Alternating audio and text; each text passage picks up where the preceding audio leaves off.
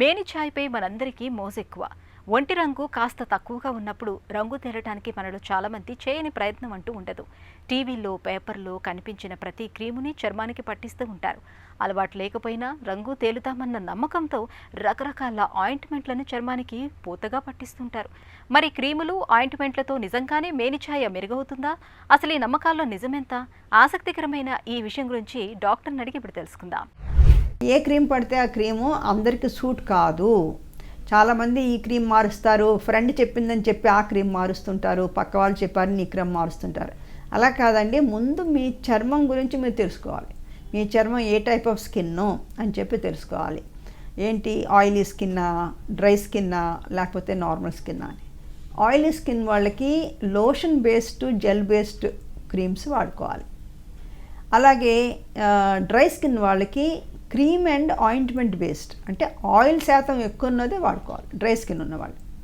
Oil శాతం తక్కువ ఉన్నది ఆయిలీ స్కిన్ వాళ్ళు వాడుకోవాలి. సో ఇవి ఇంపార్టెంట్ పాయింట్స్.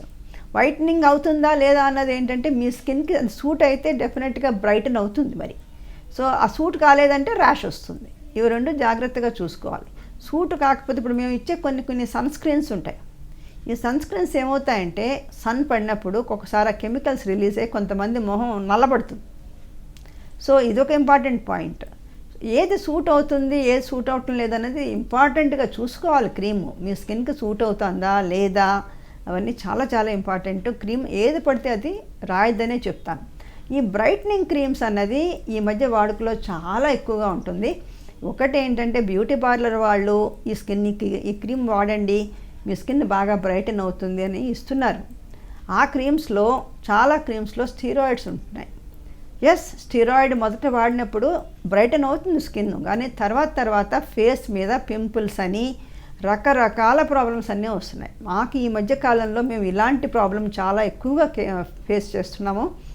ఈ బ్రైటనింగ్ క్రీమ్స్ అని చెప్పి వస్తున్నాయి, చాలామంది రికమెండ్ చేస్తున్నారు.